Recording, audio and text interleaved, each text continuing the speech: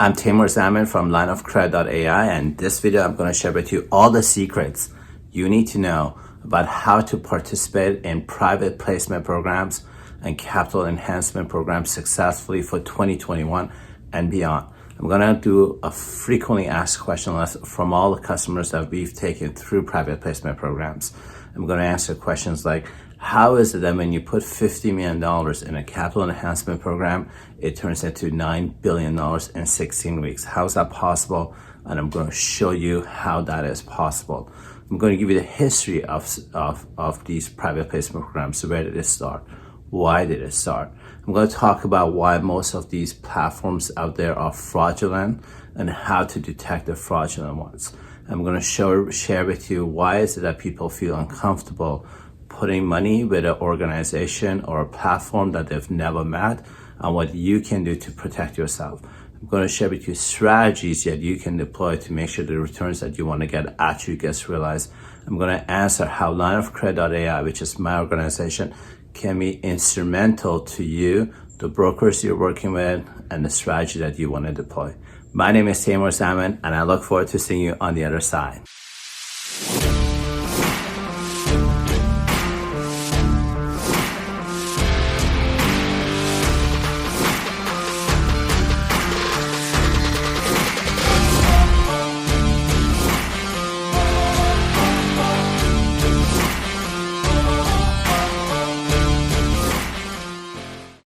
Okay, so it's been a really long time. We've been helping a lot of clients participate in private placement programs or capital enhancement programs like that. And now I'm going to go into just doing frequently asked questions. But it's simply answering all the questions that are frequently asked from us, from prospective clients who want to participate in these programs. I think I'm going to be able to answer all the questions you have about private placement programs.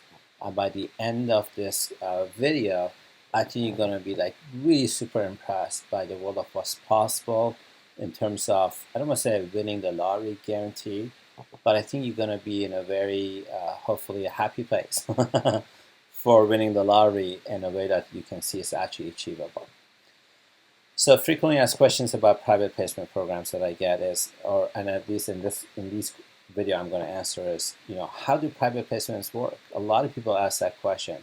Why is it that when I'm putting in, like, let's say, $50 million, it turns into $9 billion? Like, how could that even be possible?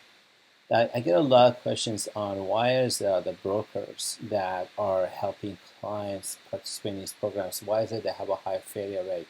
I'm going to attempt to answer that question for you here. Please keep in mind, we're not a broker. We don't broker conversations between clients and private placement programs. We get hired a lot by high net worth individuals, corporations, to do background checking and due diligence on platforms using former FBI people like that. We've got some very sophisticated tools, technologies, attorneys that we can do very deep forensic background checking on individuals and corporations. Through that is when I get to meet brokers, and I can give you a dozen that I think are authentic, that I know are authentic, real, genuine brokers. And through that is how we've met genuine platforms, the top 12 in the world. And we've, unfortunately, 90% of the platforms that clients have hired us to do due diligence have been fraudulent. And so I'm just going to talk a little bit briefly about the challenges facing brokers and why they have a high failure rate. One question I get is, why can't you get a reference from someone who's participating in a private placement program? And I think that's a great question that I get asked all the time. And that's one of the answers you're going to get here. Most people know, or at least I pray to God, most people know that most of these private placement programs or capital enhancement programs are fraudulent. The professional ones, the most sophisticated ones, know the answers before you can even think about asking a question from them. And that's one way you know they're fraudulent. Before COVID, my experience of it was 95% of people that claimed they had a platform or whatever, some version of something like that, were fake.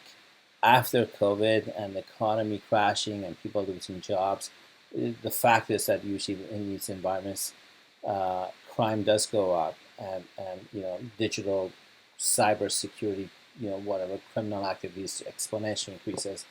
So the number of fraudulent private placement programs, I would say from 95% went up to 98%. And most participants in 2021 unconsciously are praying to God that when they're putting up their money into a private placement program, they're putting in an authentic real program. And that's where we like to participate. We like to help people, to tell them who the real platforms are, and or help do due diligence on them. One question, I guess, why haven't most people heard about private placement programs? I think that's a great question. I'm going to answer that for you. Why is it that people tell me these returns are guaranteed? I'm going to actually show you how returns are guaranteed.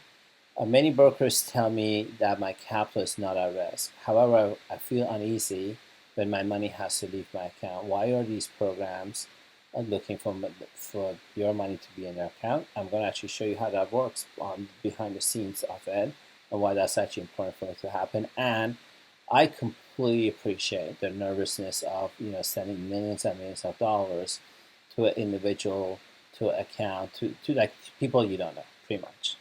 And I'm here, although I'm not a broker, I'm here to help you feel a little bit comfortable, help you to answer some more educated questions. I think by the end of this conversation, I wouldn't say you will be an expert of the private placement programs, but you will certainly know the back end part, how it works, how it's structured, and so you know how to ask much better questions, and kind of like by the end of that, you will know whether you want to move ahead or not by the answers you get.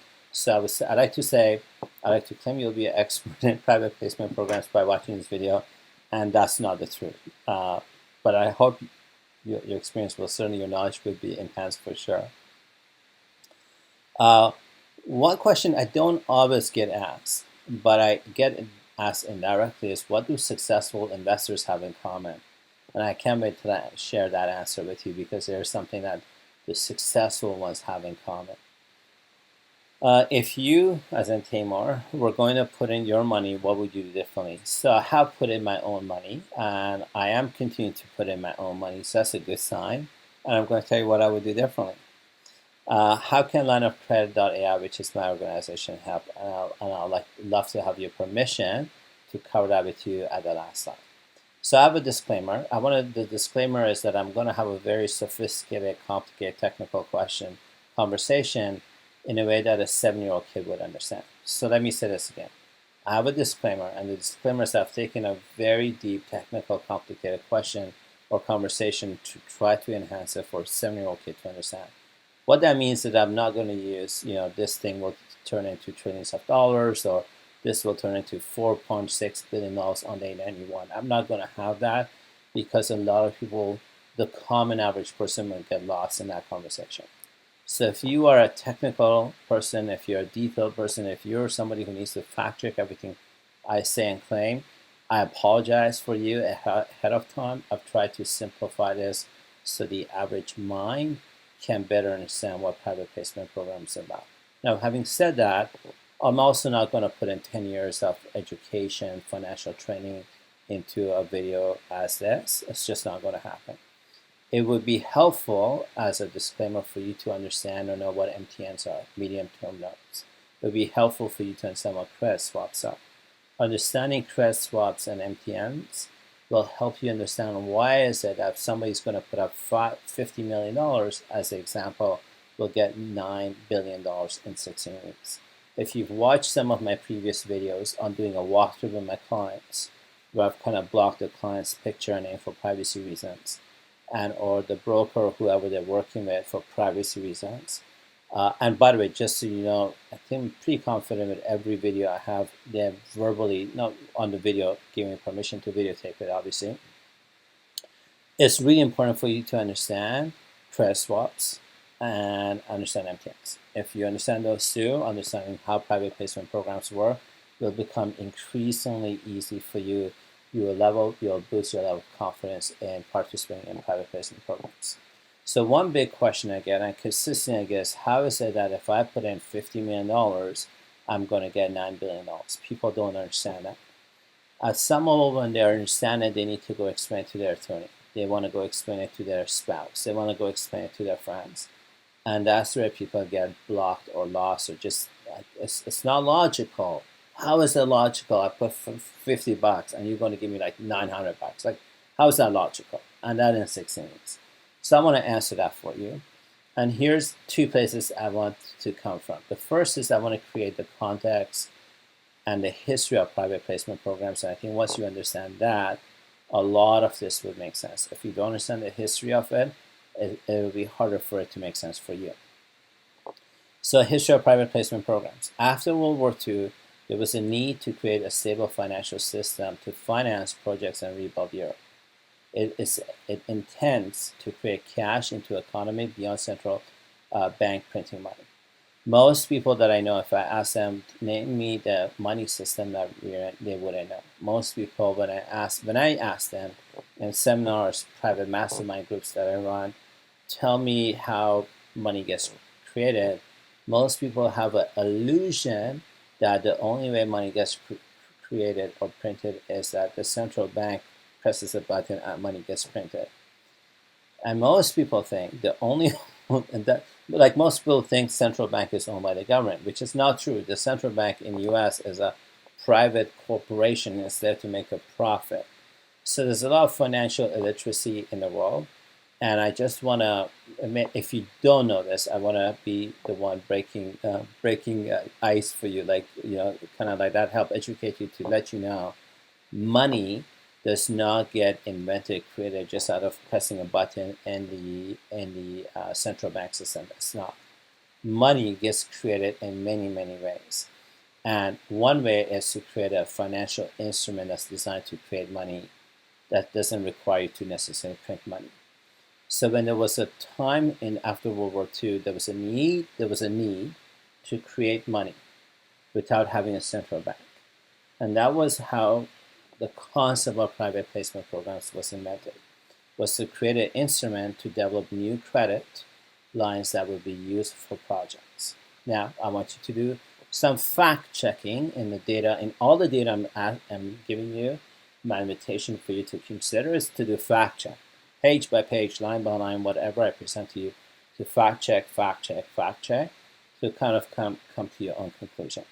So please look up Brent Woods. Brent Woods is a now former senator in the United States, a very former senator in the United States. He was alive after World War II. Brent Woods was a person who created the concept of what today is called private placement programs.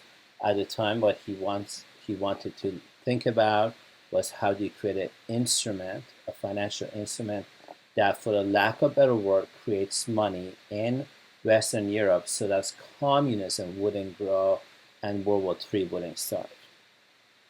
So that concept that he created on let's create an instrument that would create a credit line that would create, therefore, would create cash is what today is referred to as a private placement program.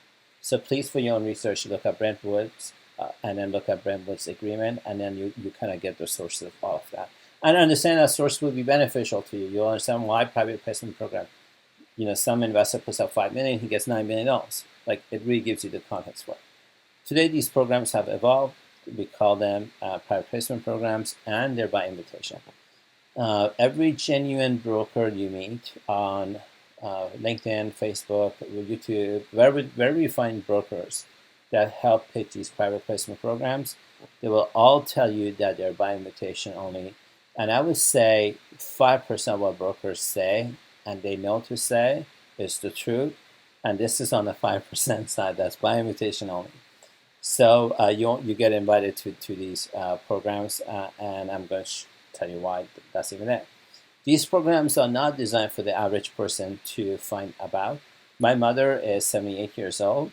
My mother's on a pension. She's healthy, thank God. And I'm grateful for my mom. And I want to tell you, these programs are not designed. They're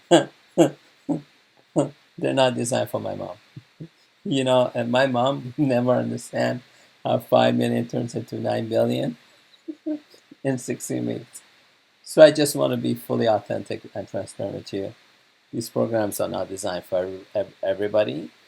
I want to tell you from experiencing it, having colleagues who've experienced it, they actually do work. I'm going to tell you a few of them that are genuine, actually work. And these instruments, the authentic, real ones, have been put together by the top 12 banks and family offices in the world. So going back to how does 50 million turn into $9 billion, you have to understand credit swaps and MTNs, medium-term notes. Really the foundation of how does 50 million turn into 9 billion is the foundation of how credit swaps work, and it's the credit of MTNs, exchange of medium-term notes. Where I think the most people get stuck is they have a very limited understanding of something called retail banking. In retail banking, I put $100 in my savings account, checking account, something like that, and I collect some interest, so that's at 1%. So end of the year, I put $100, I make $1 on that $100, and so I think, yeah, I put $100, I made $1. So that's what most people understand. And so when you want to take a different, I don't want to use the word industry, but kind of like in a way a different industry called credit swaps, and try to compare it to retail banking, you'll get lost. You really get lost. It would be like a credit card. If I'm late in making payments on my credit card, it's like an 18% interest fee. It's not 1% that a bank pays in retail banking. So very different. The prices are significantly different. What you're exchanging is significantly different. I understand that it's really important to you. It's important. So going back to how does 50 million turn into $9 billion, consider the world operates on credit. The more credit you have, the more you can lend. The less credit you have, the less you can do. Here's some facts that I just want to throw out there. 50 years ago, the United States government had, just for the lack of a better word, 50 or billions of dollars in deficits that they owed. This is 50 years ago. 10 years ago, or 5 years ago, it was in trillions of dollars. Today, as of this moment of shooting this video, the United States deficit is in trillions and trillions and trillions, and I think every hour they manufacture, if there's a better way of saying it, I apologize, I'm not saying it, it's like billions of dollars every hour in terms of deficits. The United States government alone, now you add the Indian government, the Pakistani government, whatever other governments, becomes more. So I just want to get you to see the credit facility is a lot higher today than it was 50 years ago, 10 years ago. And whatever the United States deficit is today, 10 years from now, it's going to be 5 million times more. And 20 years from now, it's going to be 5 billion times more. And all I want to make the point on is the world runs on credit, period. There's enough evidence to just know that the world runs on credit. So consider when a bank issues a credit, it's a function of how much assets they control. The more assets the bank controls, or financial institution controls, a trading desk of a private placement controls, the more credit they can issue. The fewer assets you have, the less you can issue. And I think most people can understand that. The amount of credit facility offered to economy is monitored by Basel Court. So I can tell you private placement programs work. I can tell you there's hundreds of them, or whatever. I can tell you most of them are fraudulent, but the ones that really work and produce a lot of cash. But these are not programs that are being run at your local convenience store. These are very selective programs. There's a start and a stop date. They, generally speaking, run in 40 weeks increments. A few of them run all year round. A few of the authentic real ones run all year round. But I just want to tell you there's a Basel Court, there's a United States Treasury Department, and there are people that control the supply of money in the world. So I don't want you to think that this is let's print money all day long and make everybody in the world filthy rich. It's just not designed to do that. When a trader puts together $100 million, now this is the part that really dimmed it down. Really try to simplify for the average common man or woman to understand this. When a trader puts together $100 million, it triggers a line of credit for them for $400 million. That $400 million in a medium-term note in an MTN pays, I'm just using the example, a coupon rate or interest rate of 7%, and they sell the note at a higher price to make a profit. Now, I don't know any authentic, genuine trading desk that gets $100 million. I think 100 million, I don't think I know 100 million is the ticket to get into the genuine real ones. The numbers are a lot bigger, but I just want to tell you, a trade desk puts together some cash. That cash triggers a credit line. that credit line is what goes into what's referred to as a private placement program, or as a vehicle that goes and purchases MTNs as a discounted price at a certain price, and it sells the MTN at a higher price and makes a profit. And where it makes a lot of money, it turns $50 million into, if you watch some of my previous videos, you'll see a couple of videos I've done with clients that put up 50 million, they've got 9 billion. How it does that is that's the secret sauce. It buys MTNs at a certain price, it sells it at a high price, and what's brilliant about it, what's gorgeous about it, is that the whole thing doesn't get triggered until the profit on paper has already been made. And I'm going to explain how arbitrage works in a second.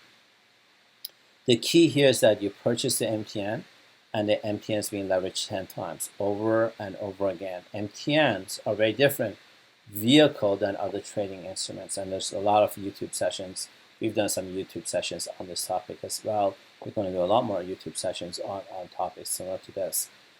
Please sign up to our YouTube channel if you haven't already. I understand what trading sugar is because we get lots of clients who are in the commodity industry, and they call us with standby letters of credit, and they want us to monetize their standby letters of credit. So I understand what trading coffee is. This is not coffee. You know, like the average person goes, so you buying a credit line for this price and you're selling at this price. Partly that's true, but the wholesale doesn't happen unless the profit is realized the arbitrage done on paper first. And it's MTN, and people don't understand the value, the power of MTNs, and they compare it to trading coffee, sugar, rice, or something else. And that's where there's a disconnect in financial literacy. And so that's why I think understanding MTNs and the value of MTNs could be instrumental to you understanding how private placements work. And once you understand how private placements work and you feel very comfortable about it, you know what questions to ask. And that's when I think the world is your oyster as far as money is concerned. It's like literally winning the lottery without playing the lottery. You're playing the private placement program game instead. Trade desks are generally expected to be over 20% per month. I want to tell you that's true. Every one of them that I've seen is over 20% a month. And the expectation is based on a track record over the last decade. Please keep in mind that returns are contractually agreed upon by the trade program and the trader before the trading begins, and so and can vary on a case-by-case basis. This is when one of our investors puts out $50 million in a capital enhancement program, like a line of credit facility, gets $9 million in profit sharing in 16 weeks. Organizations or trade desks buy medium-term notes. They agree imagine I want to sell a house and I'm in a desperate situation. I really have to sell my house, and I'm going to sell it at a really low price because I need it out.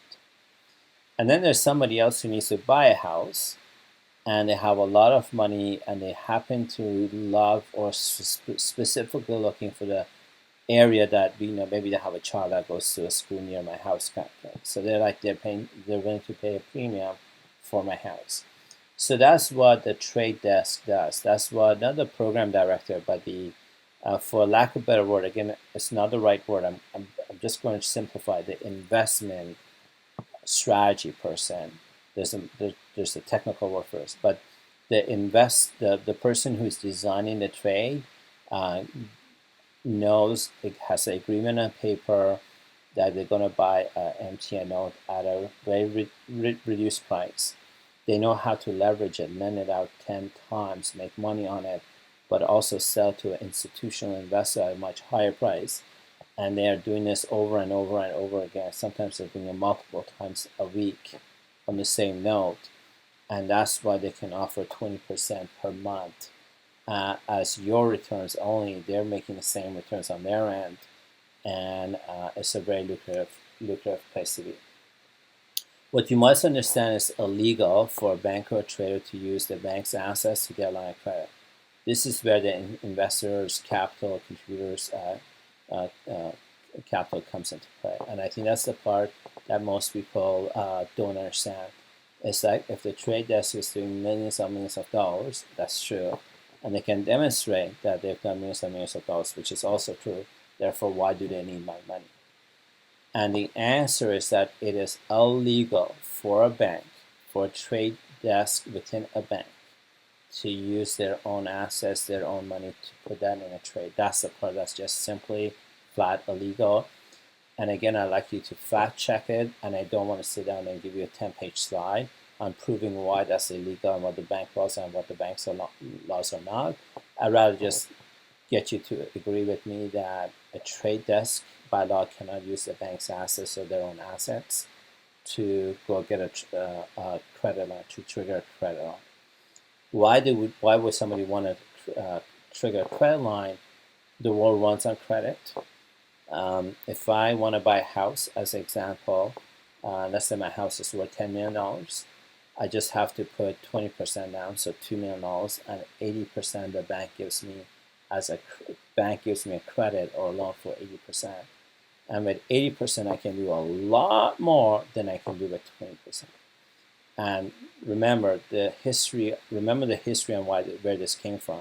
The intention was to create a system that creates money. So banks cannot, a trader cannot use their own cash. They have to, by law, use somebody else's cash. Excuse me. That's where the investor's money comes in. So investor puts out $50 million. The trader gets a line of credit that's much higher on that, and then they execute that line of credit. What's amazing is that the only time they can press the play button is for the transaction when they have by law locked the transaction. Said differently, the beauty of this is when the profits are not based on hedges, but rather on pricing of the contract. So if I was a trader, I've negotiated to buy a MTN at, let's say an MTN is worth $100 million as an analogy, for $80 million. And I've agreed somebody to buy it for me the same day, same time at $90 million. So there's a profit of $10 million.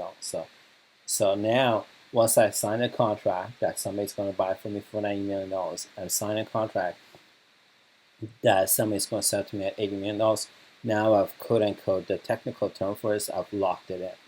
Locked in means that I've got the contract signed. Now all I have to do is make sure I have investors putting in the amount of capital that I need to trigger a credit line that's, let's say, for simplicity, just making life simple for people who cannot necessarily think exponentially. Simplicity, when you want to buy a house, you have to put 20% down. The bank gives you a line of credit for or loan for it. You get 80%. Same concept. It's kind of like I've locked in the contract. Now I need the program director to go and get me, a couple of $100 million, maybe $1 billion. Once that $1 billion is locked in, it triggers let's say, simplifying a $5 billion credit line, and the $5 billion credit line is what goes into trade, into private placement. But it is what is being used for me to buy the instrument, the MTN at $8 million, and I've already sold it on paper, on arbitrage, the same day, same time for $10 million, producing $2 million, $20 million in profit. So this is what private placements do, they do arbitrage. So write this down. If you haven't read about arbitrage beyond credit swaps and MTNs, you should understand what arbitrage is.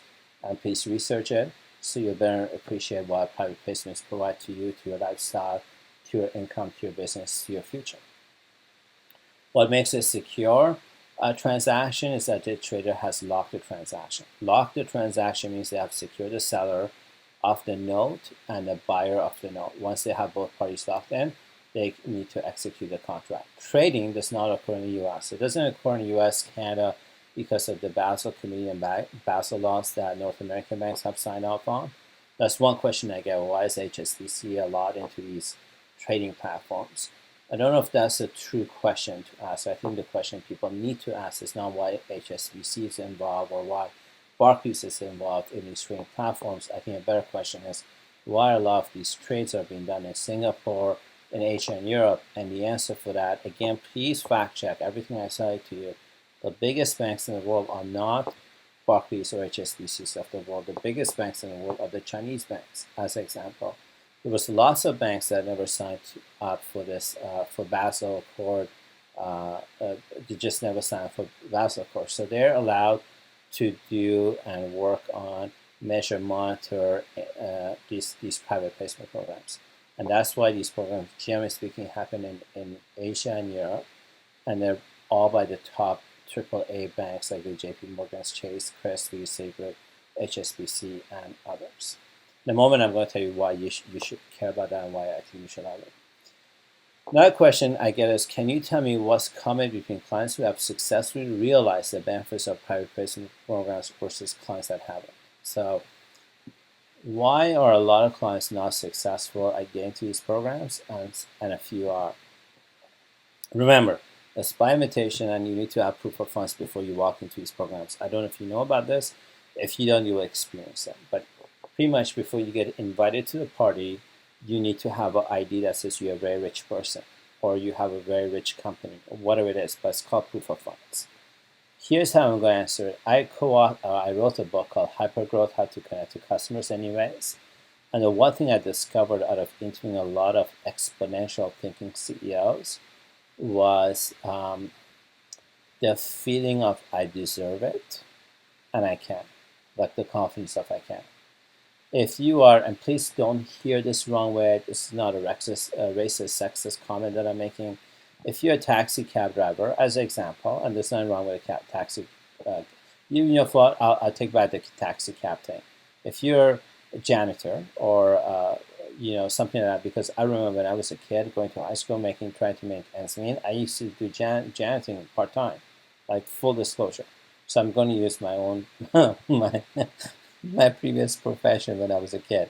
You want to, you have a, regardless of what your functional role in life is, if you have this belief of I don't deserve it, I can't afford it, and I cannot do it, or something like that, if that's going on in your subconscious mind, the probability of participating and or experiencing the benefits of financial freedom or whatever these private placement programs are is nil.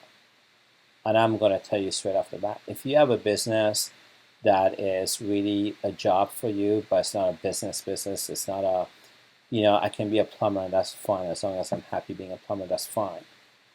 But being a plumber is just really me having a job versus running a company like Facebook. It's like that could be an exponential technology company. It's a big difference between a plumber and running a company like Facebook. That mental skill, that mental way of operating, I deserve a big company, I deserve exponential thinking, I deserve, and I can. Those are the people that participate in private placement programs from my personal experience in it, and they successfully go through it, and they successfully make a lot of cash out of it. The people that have unconsciously or consciously have a story in the back of their head that I don't deserve this, and I can, and they don't have the confidence, will waste a lot of brokers out there, their brokers' time out there for sure. They may not, I don't think a lot of them will even get into a program. They will be inspired by the numbers for sure. They don't participate in these programs. They waste a lot of time. And even when they do, I don't know what happens. They somehow screw it up somewhere. That's been my experience. So if I was going to tell you what's common between the clients who successfully do it, is they have the mental attitude that I can and I deserve it, versus people who don't, they can't and they can't deserve it kind of thing going on. And that's just a personal commentary there. One question I guess, many brokers tell me that my capital is not at risk. However, I feel really uneasy when my money has to go to leave my account. Why does the program need the capital in their account, and is there anything you can do to protect it? So the first thing I want to tell you is that part of our company, LineCredit.ai, we charge a lot of money on consulting to do something called due diligence. We retain, please check out our website, LineCredit.ai, who we are. We retain former FBI people. Look at our YouTube channel. We have relationships with former FBI, former CIA, and we have, anyway, I don't want to go into that. I just want to tell you we have very sophisticated technical law enforcement resources on our team that I can very quickly monitor, check if somebody is truly a private placement company or not, if the broker is real, if the paymaster is real, like that, and And so can you do anything to protect yourself? The answer is yes, you can hire line of credit.ai and or any of our competitors who can do that kind of deep level forensic work. I haven't seen anybody in the marketplace. I see forensic accountants, some detectives, but really not people as sophisticated as us. But feel free to please always talk to our competitors like that so you can compare for yourself. So that's what you can do to protect yourself. Now going back to the question of why do they need your capital, is that the investor's capital is not put at risk in trading. The investor's capital is used to just get a line of credit triggered. It's created line of credit. The bank fully underwrites the credit line before it can get started, therefore guaranteeing the investor's money will never be collateralized. The investor's capital is not physically involved, and in fact it's prohibited to use, with the buy and resell of activities when generating a profit. So imagine you're putting your money, and I'm putting my money as end of the day, I'm using the wrong word, and I'm straight off the bat I'm using the wrong word, but it simplifies it. It's syndicating. The platform is taking $100 million from you and $100 million from some other guy, putting together $1 billion. That $1 billion triggers a credit line. The $1 billion is underwritten by the bank. So if somebody says my money's at risk, they don't understand how private placement programs work. It's a credit line that goes to buy the note. It's a credit line that can't even go into play until the whole deal is, the arbitrage is done. So the fiduciary trade capital always sits in their bank account without liability of lien, encumbrance, transfer control, or subject to the first call by anyone, and only serves as a security pledge on the contract to a trader. Really, that's it. So this is why your money cannot be in your bank account unless you've got $100 million, in which $100 million is enough for it to get blocked, and that $100 million could be leveraged, and even that $100 million has to be one of the top 25 banks in the world, like a HSBC or Barclays or something like that. It can be the no-name bank of India as an example. So if you are a small cap player, you don't have $100 million, so you have $50 million, it does have to leave your account. Actually, I need to stand to be corrected. $50 million, you can participate in something called capital enhancement program that can get blocked into your account and can give you $9 billion. But not everybody knows what a capital enhancement program is, although I have other videos on the difference between private placement and capital enhancement program. But going to private placement programs, the money has, if you're a small cap player, like you're participating in less than $100 million, your money has to move from your account into the trader's account, because a trader needs to show the money as if, I'm saying it this wrong way, as if it's their money, although it's not their money, it's your money, and you have all the legal paperwork to say you're putting so much money in the trade desk's account. Please don't forget to subscribe to our YouTube channel right now. I like to make a point in my videos to just say, hey, please don't forget to subscribe to it. Every time we publish one of these educational videos, you'll be notified right away, and I want to make sure you have some advantage to that quickly. So please take a moment and subscribe. Press the subscribe button below. Many brokers tell me that my capital is not at risk. So why is it that they want my money out of the bank account? So the trader is using this pledge to trigger his or her credit facility on the contract with his or her bank, which then extends a line of credit against his or her capital, which comes from the investor. The bank protects the investor's account from a call. The credit facility is used to purchase of securities, is subject to a bank's responsible confirmation of a closed book sale only. The trader must have confirmed contracts with exit buyers, that's called the closed book, for securities before the bank releases the credit line. This is the part that makes it really gorgeous, makes it really sweet, makes it really profitable. This is the part where I think most people fail to understand and get nervous about money moving or however these things work. That they don't understand the mechanics of it. And now you can understand the mechanics of it based on what I'm sharing with you. The sale itself is managed and scrutinized by the bank at all times, and their funds and license are exposed. So these trading platforms, there's a lot of sophisticated eyes that are looking and watching these platforms happening, and there's lots and lots and lots of checks and balances on this. A trading platform guy can take trillions of dollars or billions of dollars and disappear.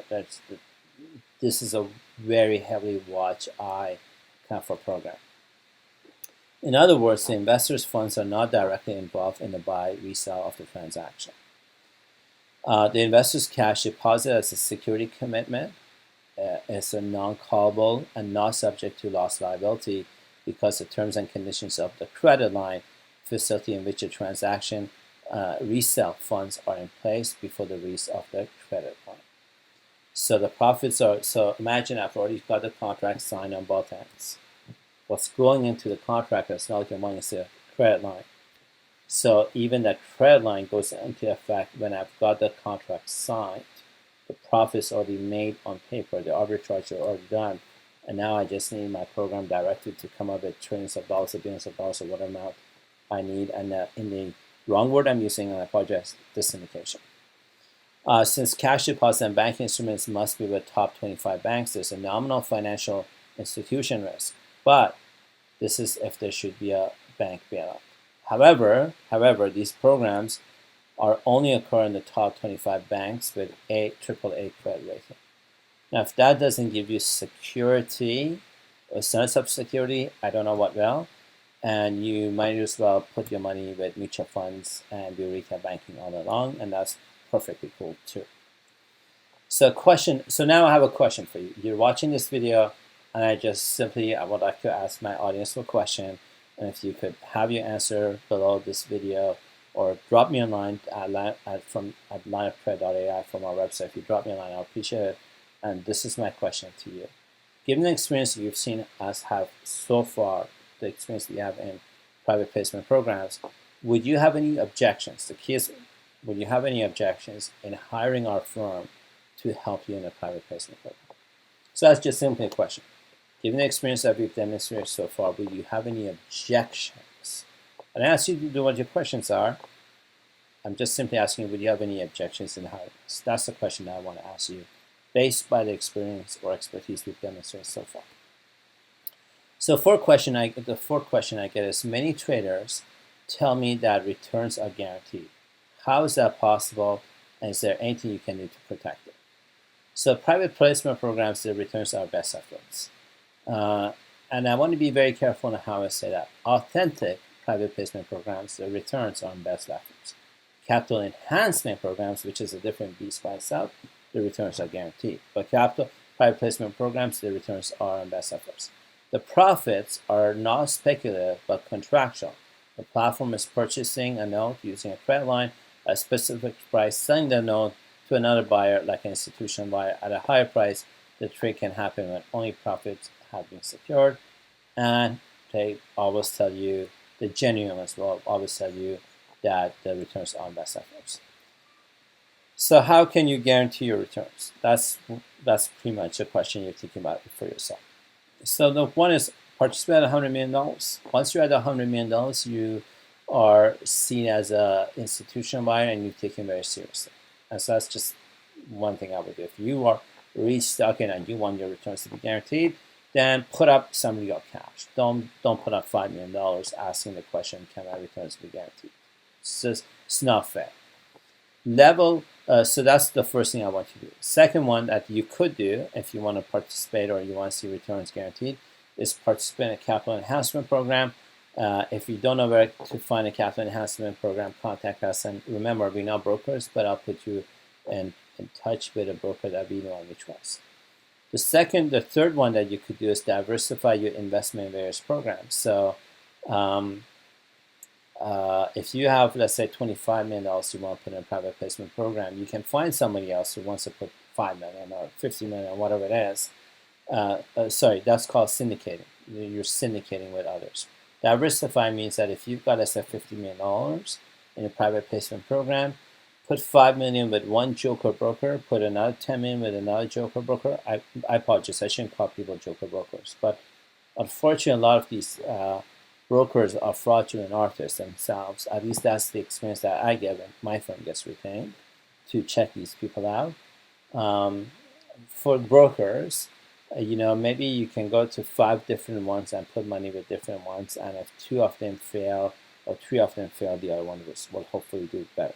So if you're looking for a guarantee for your returns, why don't you consider that, diversify?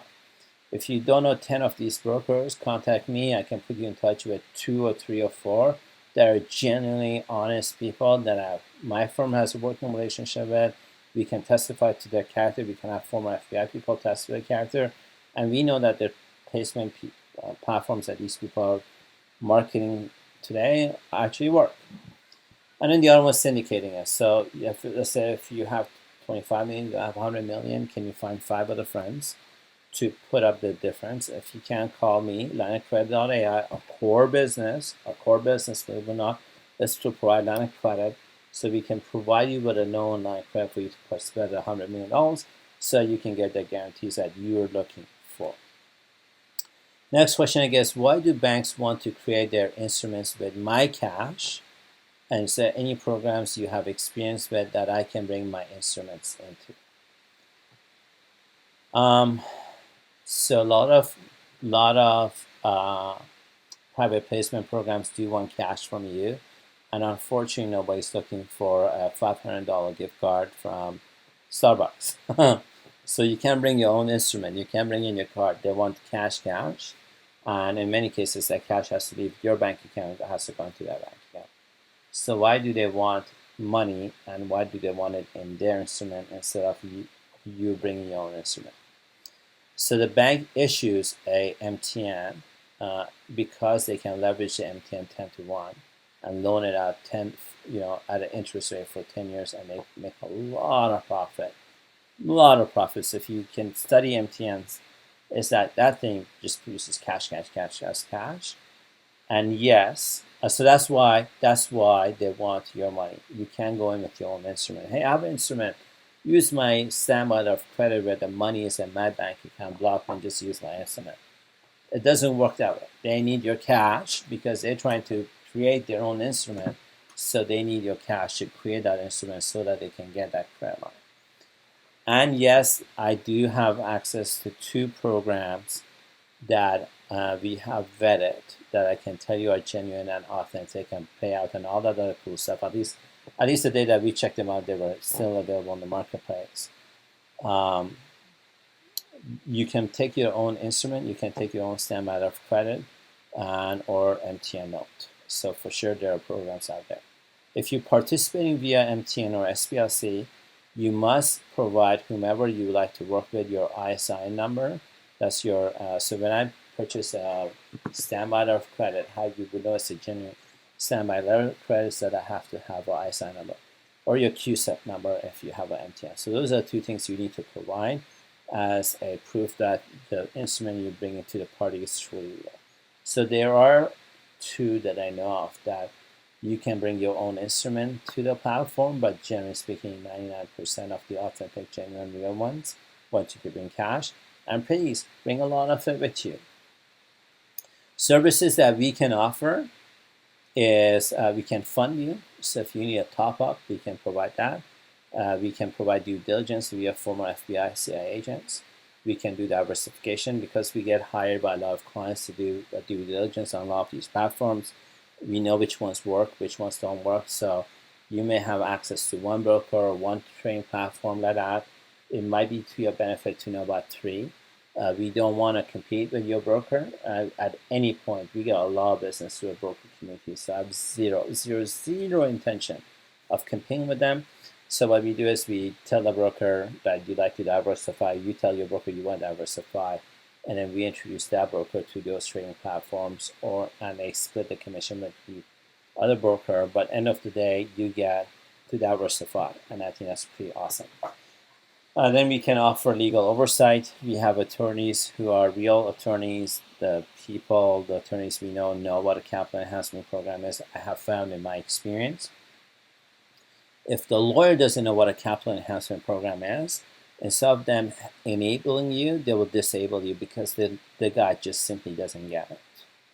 And imagine putting them in front of the private placement program where this game, you're not picking them, they're picking you. I said that that's the beginning of the slide. This is by invitation only. So you want to have a really good attorney who understands that it's a privilege for you to participate in. However, they also know what to look for to protect you. So we have some legal resources that we can put you in touch with, but we've seen a few of these contracts over our lifetime, so we can help you out with some basic stuff for sure ourselves. Question 6 is, why hasn't everyone heard about these programs? That's a really great question. By the way, I had a video, a YouTube video, one client of ours asked that question from a private placement guide. Why haven't a lot of people heard about that? And the answer is that these are international fiduciary trades made by invitation only. That's very true. They're on the strict non-solicitation rules. It's customary to have facilitating intermediaries involved in the introduction. Remember, this is not designed for my neighbor, it's not designed for my, 87-year-old mother to understand as an example, or 70-year-old mother to understand. If she heard that I got her wrong age. So, anyways, it's not designed for everybody to know. That's why not everybody knows. That's the answer. The intermediaries get compensated 1 to 2% on the trade. The paymaster pays them out. You're not paying them out. The paymaster is paying them out. And so the intermediaries are looking for people that have 5 million, 50 million, 100 million to participate in. They're not looking to do a Facebook advertising or something like this. How does the application process work? That's pretty simple. You have to, if you're going to call my firm, we're not a broker, so I'll have to put you in front of a broker. But generally speaking, you have to prove to me who you are. If your name is Taimour Zaman, there must be 2, not 1, but 2 legal documentation, government documentation that says what your first and last name is. Everybody will need that. It's called KYC or CIS form. Everybody needs some kind of proof of who you are. Right. Everybody in the plan will know show me proof of funds. If you have $50 million, show me proof of funds. By the way, I want to tell you, it is illegal to provide false proof of funds. It is considered a privilege to be invited to participate in a fiduciary trade. It's not a right. I have seen a lot of people being kind of like never being called on because they had an attitude about it. They was like, oh, so you need my 50 million for this to happen to you. Well, wasn't it for me? And last second, people become really greedy and they've changed the rule, changed the process, or changed something. The trade desk doesn't call back, and that's the end of you. The trading administrators and managers have virtually endless supply of financially qualified applicants, and I want to tell you that part is extremely true. You'd be surprised how many billionaires there are in the world. Like, you'd be very surprised. And they're not looking for you. The program manager and their banks will favor the applicant who provides the best paperwork. That's true. Follows through promptly with all asks, yes, and does not attempt to modify or dictate variations to the standard procedure. Why that's important is, remember, I can't remember what was the word I used, but the guy who actually puts the deal together has locked it in. He knows what the buy and sale price of that MTN is and how much money he's going to make and how often the trade's going to happen. And the minute client wants to own the process or have some kind of oversight, this is the part where you become a waste of time to any broker you're working with. And I promise you, these brokers work very hard to put you in front of these privilege to be there. So please don't. Just cut that out. If you want to control things and monitor things and dictate things, please don't go into this area. I ask of you, please don't do that. Please do that in your own business and tell people how you want them to run their lives.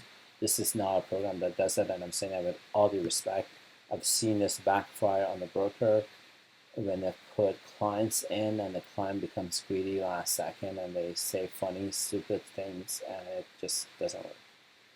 An applicant should never underestimate what the trading entities know about them. Failure to provide full disclosure upfront will disqualify the disingenuous. That's correct. Applicants must first prove that they are qualified, not the other way around. Until the applicant has passed the AML compliance required by the trading banks, no placement can occur or any offer be made. So how does the application process work? Is that program managers now legally, they're not allowed to discuss the yield, schedule, no contract terms after the potential investor has passed the compliance, and or else they can lose their license. Corporate, if you own a corporation, or if you want to participate through a corporation for tax reasons or for whatever other reason on the planet, you do need to have your officers and directors exclusive signatory. I would highly recommend having your meeting minutes done up to date, your compliance of your corporation done up, because there's a lot of background checking being done on the corporation. So the funds have to be in U.S. banks with corresponding branches in Europe, Hong Kong, companies like JP Morgan, Chase, Citibank, HSBC, and so on. It is felony fraud to submit documents or financial instruments that are forged, altered, or counterfeit. Such forms, including attempt to submit assets that are not under direct control, are promptly referred to the appropriate law enforcement agencies for immediate criminal prosecutions. I want to not tell you how many times we've seen the FBI White Collar Crime Division being contacted because people do funny things. Don't do funny things. This is something you have to go and be genuine and just make sure your paperwork is legit. I have a question for you guys, and again, it's a question I have for my viewers because we get lots of views on our YouTube channels on the content that we provide. And the question that I ask is, given the experience you've seen us produce so far, a demonstration of some of our experience so far, would you have any objections in hiring our firm to help you with private placement? Just a question. Do you have any objections in hiring us to assist you in your private placement programs, your desire to do so, given the content and experience that we've demonstrated we have? It's a question for you.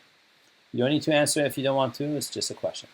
Why do most potential investors not participate? That's a really good question. Why are potential investors not participating? One is, I would say the biggest ones, they don't understand credit swap markets. They are comparing this to retail banking. It doesn't match up. And I go to my bank, I put $100 in, I get $1 interest at the end of the day. At the end of the year, I get $101 as my total thing. What do you mean I put $100 in some kind of instrument? Oh, that I'm putting in somebody else's bank account, and then it gives me $100 a month. This must be fraud. This can't be true. This is illegitimate, something like that. But really, it's a lack of knowledge, and then they're comparing it to something that they shouldn't be comparing it to. It's like me comparing my current wife to my ex-wife. It's not a good idea. It doesn't work. I'm going to tell you, don't compare credit swap to retail banking. That's all I'm going to say. Once you start doing the comparison of what you know, that's why I think people, it doesn't make sense for them. And really what's there is just simply a lack of knowledge, lack of this kind of rich content. And that's where they get stopped. So that's why I think most investors don't participate. The ones that I see, they don't participate. There's something called informal rules. In a public domain conversation, I don't want to talk about the informal rules, but if you have certain religious names, or you come from certain backgrounds, or you come from like drug lord countries, you really have to understand the program director has a lot of applicants waiting for that phone call. They're not waiting for you. The minute you smell funny, or you just come from a funny background or location or something like that, you simply don't get invited to participate. There's nothing there for you to do. And these rules are not published. It's come out of people, brokers tell me how many times they've taken one client to 4 different platforms, and that client, everything checks out, but why isn't this guy getting in? I want to tell you, if it was that easy, everybody else on the planet would do it. And all I just want to say in a public domain like this, there are informal rules, and I'm not going to be publishing those informal rules. But I'm just going to say that's one reason why a lot of people don't get the chance to participate. The other part of it is that this industry is unfortunately full of scam artists, and everybody knows about it. Before COVID, my experience was 95% of the brokers out there were fraudulent. The paymaster on the trade was fraudulent. The trade desk was new, so the first week they paid, second week they paid, third week, every time you make a phone call, nobody's picking the phone call. I can go on and on and on and on.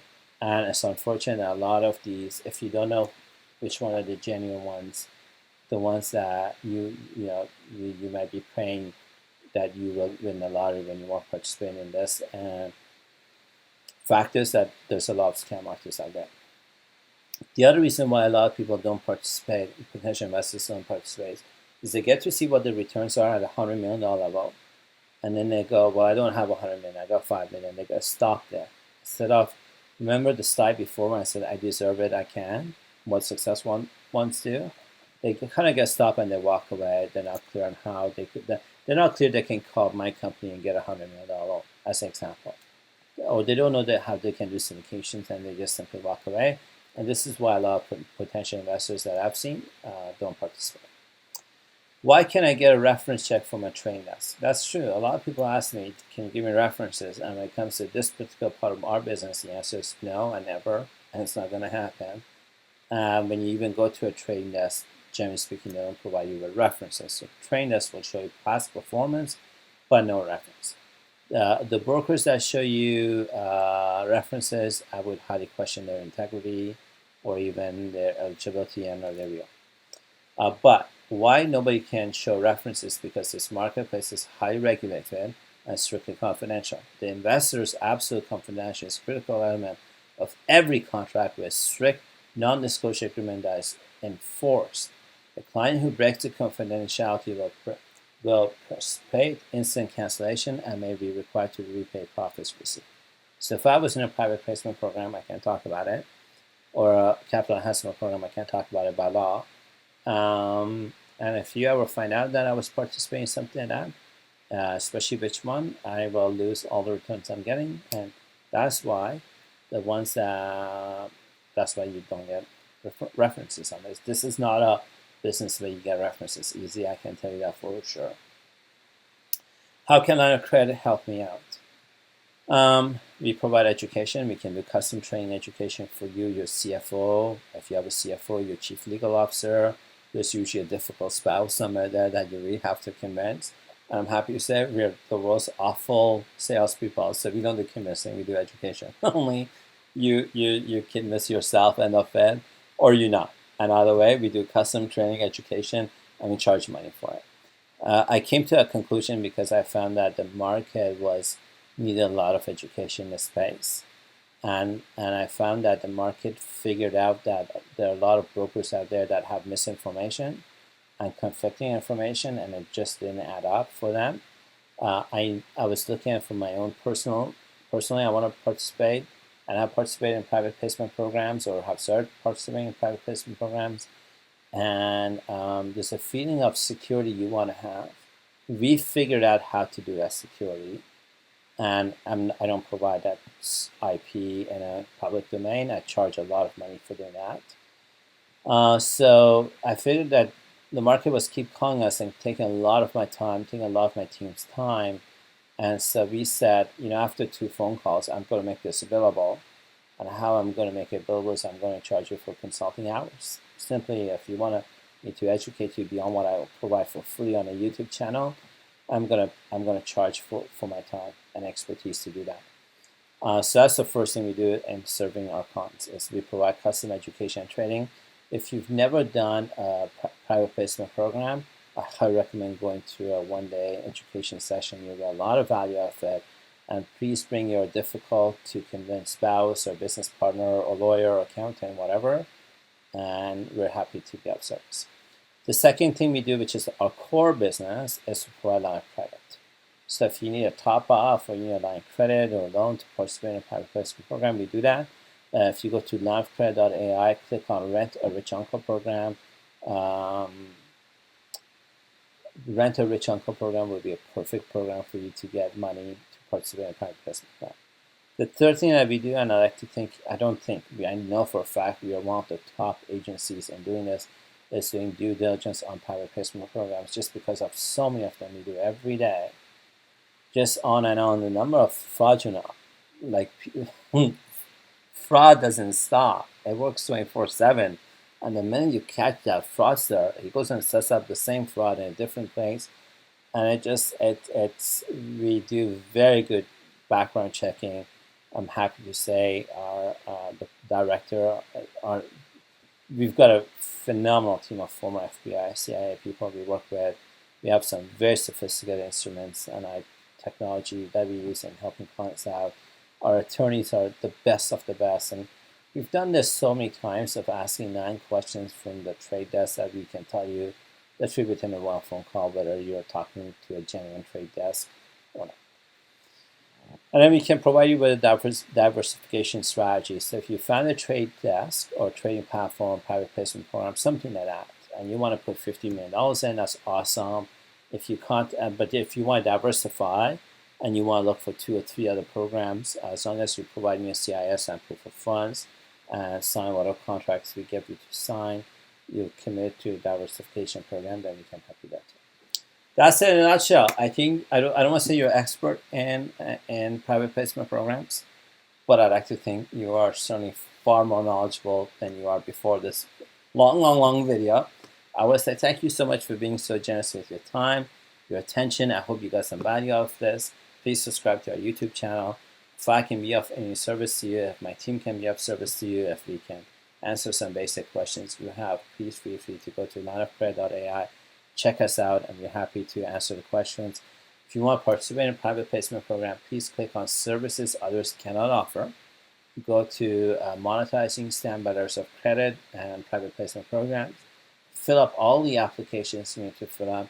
Send us those documents and then book a call with us. And once we have your documents, then we can tell you where the gaps are and we have service you that way.